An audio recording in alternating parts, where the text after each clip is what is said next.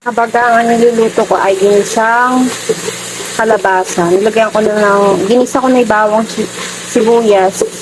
Tsaka sa sahog kong giniling. Yan, gisa-gisa lang. Hindi ko na napakita yung nilagay ko yung alamang. Ayun, basta ginisa ko lang din sa baboy. Tapos nilagay ko na yung kalabasa. Ayan, palambutin natin konti kasi susunod natin yung sitaw. Nilagay ko na yung sitaw. Lambutin lang din natin. Tapan muna natin. Yung sitaw na dyan.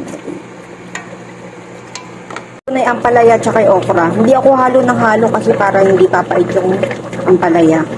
Pagka nagluluto ko ng ganito, hindi ko masyadong hinahalo. Yan. Ayan, luto na ang ginisang kalabasa. Ang sarap-sarap.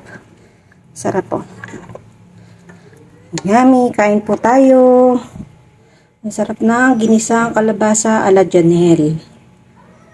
Kain po. Maligat ang kalabasa. Masarap.